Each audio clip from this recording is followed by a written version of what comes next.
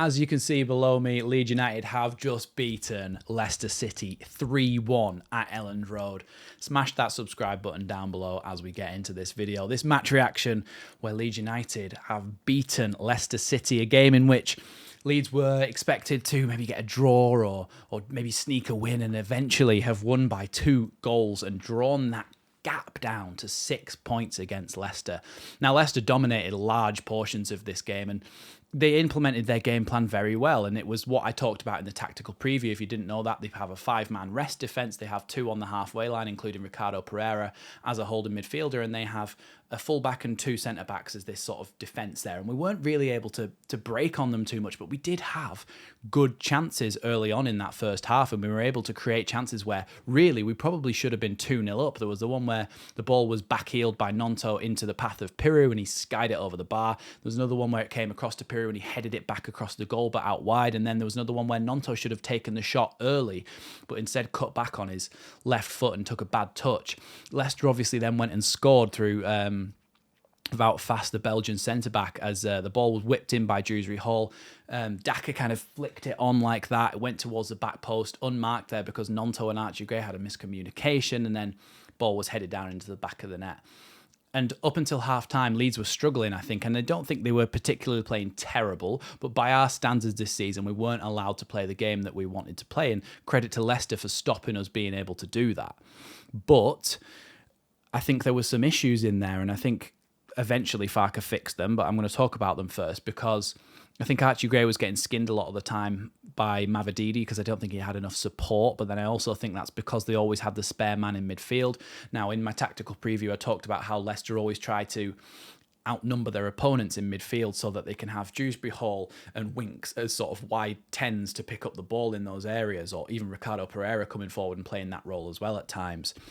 So a lot of the time, Dewsbury Hall was free because Leeds had 3 in midfield or 2 in midfield that were trying to match up against those players, and eventually Dewsbury Hall would be free and then he'd have the freedom to go up and give the ball to Mavididi, and it made it a 2-on-1 situation against Archie Gray, and I think he struggled in that circumstance. I think the reason that Kamara had a good game, and he did have a really good game, was because he's the only midfielder that we've got that kind of has the ability to drop a shoulder and go either way and beat a man. And once you do that, that's when you're allowed then the extra bit of space, and that's when they all have to readjust, and that can cause issues for them. Similar thing as well in that Farke could clearly he clearly had a tactical vision of how he wanted to combat Leicester's midfield issue where they have so many players in there, and that was to give Ampadu the licence to charge into midfield, because if you think about it like this, Leicester have got players marking all of the Leeds midfielders, so when the ball comes into midfield, they're able to come and try and block it and stop it and force Leeds back again or win the ball.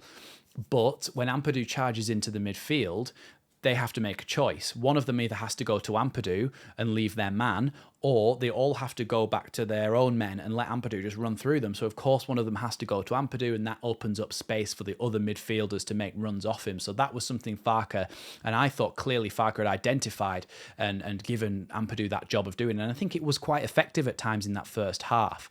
But when we got into the second half, I did feel like we struggled a little bit in terms of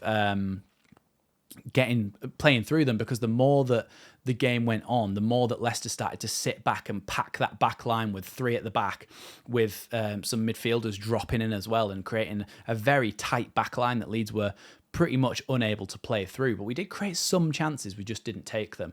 And at halftime, let's just mention as well, at halftime, I said, and we said, the people in my comments, credit to them as well, people in my live stream chat, we all said that Connor Roberts needed to come on. We all said that Dan James needed to come on, and we all said that Bamford needed to come on. Just in their positions, no other issues being changed or anything. And I think that was like what we all identified was the thing that needed to happen, the catalyst to change this game. And to Farke's credit, he did bring on those players. He brought them on in like the 62nd, 63rd minute or something like that. But before that point in the game, Leeds were really struggling to make anything happen. And when you brought Dan James on, the first thing he did was turn his man and sprint away from him again, away from James Justin, because I'd identified that James Justin is a very fast defender. He's a very good defender. But if you've got somebody like Dan James, who is just faster than everybody, there is a chance to exploit him, whereas Gnonto wasn't really able to get the better of him too many times. So Dan James came on and he did that. And I thought Bamford as well. First thing Bamford did wasn't a fantastic shot, wasn't the best shot in the world, but he had Leeds' first shot on target and it went into goalkeeper's gloves, but it was a sighter and he immediately tried to have a shot and that made a difference for Leeds mentally, I think. Of course, before Leeds managed to get any of their goals, they did have a goal disallowed, Leicester, and it was onside in the end because the ball came in from a corner from Dewsbury Hall. Vestergaard headed it, hit the bar, came back out, and it hit Jorginho whilst Chowdhury was trying to stoop down and head it here and went to Daka, who was in an offside position if the ball had come off Chowdhury. But because the ball came off Jorginho and he'd actually tried to chest it down because it just hit him, it wasn't actually offside and they were given offside for that. But even if they had scored, Leeds still scored 3. So there's no way that Leicester fans can complain about that one too much because we still managed to score those 3 goals. The first goal from Connor Roberts, I think I said something like the Welsh Dragon roars in Leeds or something ridiculous like that when he scored. I screamed on my stream. But yeah, fantastic. The ball just dropped to him. It bounced off the back of Vestergaard in the box. It was a bit of a mistake by Vestergaard. It bounced off the back of his heel and it just dropped to Connor Roberts and he just smashed it across the bottom of the goal line into the bottom corner, far bottom corner. No one had any chance of stopping it. Fantastic. And the roar that went up around Elland Road, that was really the catalyst for everything else going right. Leeds were able then to get back in the game because of the crowd, and the crowd were going mad. Then, of course, we scored again in the second goal, which I think you've got to give it to Archie Gray. It's gone down as an own goal, but the ball was played into the box. Jorginho did so well to get it into the box by dribbling past a couple of players. And let me just say, Jorginho wasn't fantastic today. He lost the ball a lot, but in the end, he did enough to create some big chances for us to win the game. So Jorginho went across in fact, he got 2 shot creating actions on the second 2 goals. So Jorginho, he went across in the box, kind of managed to get through everyone on the right-hand side, but it was too wide to shoot, and they had a lot of players back. And let me say, they did defend well in those situations. They put a lot of players in front of Jorginho to stop him shooting and stop us shooting in general. But Jorginho turned, played the ball to the edge of the box. I think it was either Kamara or Somerville who then played it to Archie Gray, who ran along and took a left-footed shot that deflected off Chowdhury, came off, when they do almost like what a cricket wicket keeper does, to put one knee to the floor sideways. He tried to block it like that.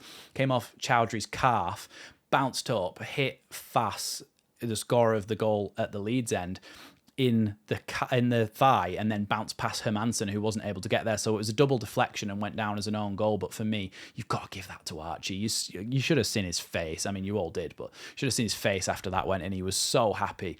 So it went 2-1. And of course, the Elland Road crowd go even higher. Then you get tackles flying in from Connor Roberts, from Ilya Groif.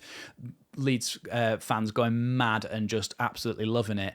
And then right at the end, Jorginho runs through a couple of players, gets fouled on the edge of the box by Vestergaard, and Dan James goes, "Do you know what, I'll just smash it." The keeper's side took a little bit of a deflection off Bamford's leg, I think. He got a flick on, and Hermansen couldn't keep it out, and it went 3-1. And at that point, it's like, we've won it. We've done it, and we've brought that gap down to 6 points. Fantastic game. Ridiculous game of football, end-to-end at times, really entertaining for the neutral, really, really good game. But Leeds have done the double over the league leaders, supposedly untouchable Leicester, and Leeds are now 9 wins out of 9 this year in the league, and it's unbelievable. It's unbelievable. Thanks for watching this match reaction. It's been a very happy match reaction and a very, I think, quite tactically insightful, if I do say so myself, picking out some of the things that happened in the game, which I'm trying to improve on, actually watching the game and seeing things that I can pick out from it. But I think I've certainly done that today, and I did notice things, so leave a like for that. But yeah, thanks for watching Leeds Lately, and I'll see you in the next one. Get in.